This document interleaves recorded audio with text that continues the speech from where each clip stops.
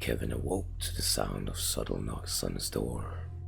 After what he witnessed the night before, Mary's cries, the heart, the burnings, the spheres in the skulls, he had curled up in the corner of his room, clutching his mother's quilts, wishing, hoping, and praying that he would finally awaken from this horrible nightmare. But alas, his parents were still dead, and when he opened the door, it was none other than Mr. Chary himself. Well, good day, young man. Would either of your parents be home?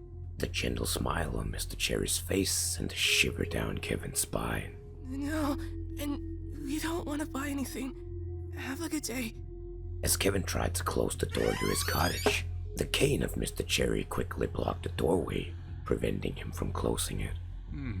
By the state of your home, I would guess your parents have been gone for a long time, and probably won't be coming back. No wonder you get to stay up all night.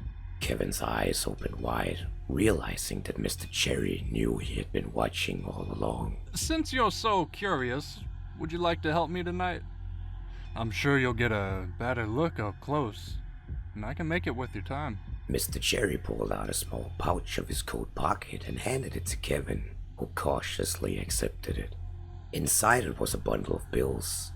Kevin wasn't about to count it in front of Mr. Chary, but he was certain it was enough to keep him from eating small rabbits and squirrels for a very long time. Will what I have to do hurt me? A faint smile ran across the lips of Mr. Chary. The very same night, Mr. Chary taught Kevin how to perform the ritual. He showed him how to etch the symbols into the dirt, what candles to use, where to position them, and how to light them. Mr. Chary explained that the reason for all of his experiments was to eradicate the corruption that was terrorizing the bayous of Louisiana and the city of New Orleans, and to combat it, they needed alternative methods to science, to explore sectors still unknown to mankind. He told Kevin that these hunters came to him willingly, and that they were ready to sacrifice anything to save the people still alive in the area. But some of them die, and some of them are hurt, like Mary and... Kevin suddenly noticed that the two hunters from the night before had returned. The two men's gaze met Kevin's, shocked to see this young boy standing beside Mr. Chary.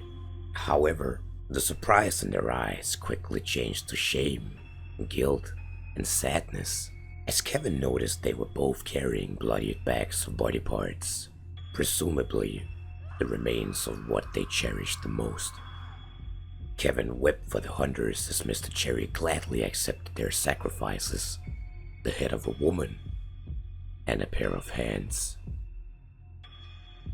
The hunters, just like Mary, left with the weapons promised to them, and Mr. Chary threw the body parts into the partially finished circle and asked Kevin to finish the ritual by etching out the symbols within the center of the circle. You see, Kevin, they all knew what they were signing up for.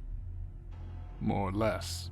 As the moon revealed itself behind the cloudy cover above, its light hit the ritual and the heart and hand sank into the ground. But Kevin, still standing within the circle, didn't manage to get out in time. And before he realized, the entire circle and his body erupted in a blazing tower of flames. Mr. Chary backed away in fascination as the fire swallowed Kevin whole. The fire burned and roared, licking against Kevin's skin as it engulfed his entire body in a raging inferno. Kevin was certain he was about to die, but suddenly realized the fire didn't hurt him. Instead, he felt its warm embrace. His fear of the unknown disappeared, anxiety vanished, and the crushing terror of being alone faded in an instant as he felt the warmth of the moon embracing him, protecting him from the bad outside the circle. Kevin welcomed it, leaned into it, relishing the gentle embrace of the moon, and found solace in it. He knew it wasn't his mother, he knew it wasn't his father, but for a moment he could pretend it was. Through the flames he heard a voice deep within him, like a gentle song touching his soul with silent whispers. And now he finally understood. The hunters, The experiments, Mr. Chary. It all made sense now. And in the blazing fire, the moon and Kevin had found each other, both in dire need of the other. The two understood what needed to be done, and an unspoken pact was agreed between them. No words needed to be uttered, and as the flames died down and the warmth disappeared, Kevin stood before Mr. Chary, unscathed and untouched. Kevin, my boy! Tell me, what?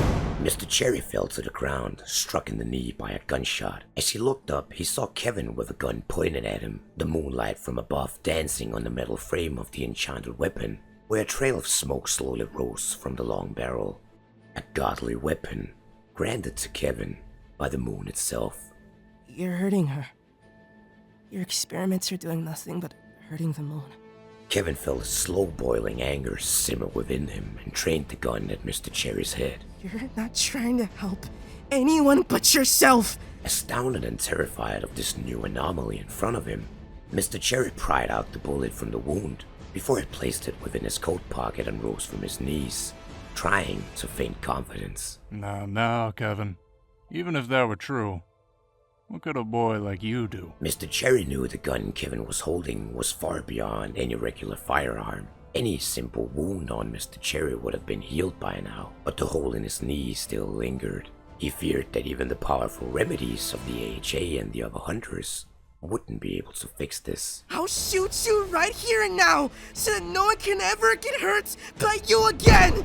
Dear Kevin, there is no reality where I would die to a mere child. It would seem you have chosen your allegiance, but the question is, did you choose wisely? Kevin's gun remained trained on Mr. Chary, and with his finger tied around the trigger, he knew he had the chance to put an end to all the suffering and misery. Well, it seems this little experiment's over, but we will meet again, and hopefully next time you're more willing to cooperate, Kevin.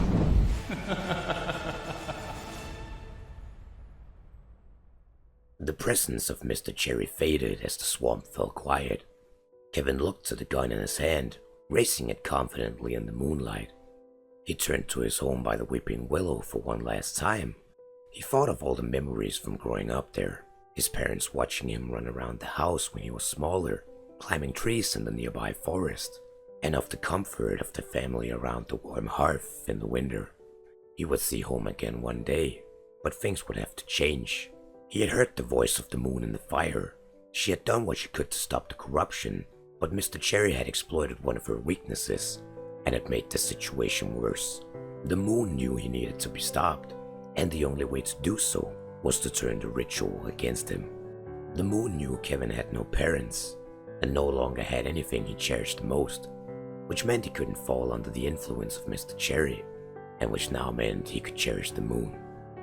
As the moon sank on the horizon and Kevin turned towards the direction Mr. Chary had disappeared, the fate of Kevin was sealed in both blood and honor. The moon had found its champion, and he was off to slay the demon. You won't be safe anywhere. Wherever you go, I'll follow you. And I'll find you.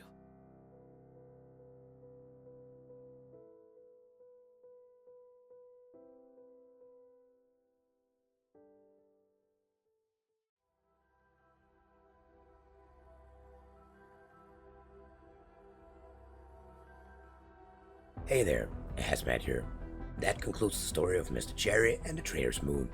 As always, a big thanks goes out to the Hunters Lounge on Patreon, who helps me decide on future content and which you can join for a $1 a month. Link is in the description below. I also want to give a big thanks to all of the voice actors who contributed with their stellar performances in this video. Link to all of their social media profiles also listed in the description. And of course, a big thanks to both Tip and Rexley from the Hunt Showdown Discord, who always help me out with their deep knowledge about the lore. And thank you all for watching. I'll see you in the next one.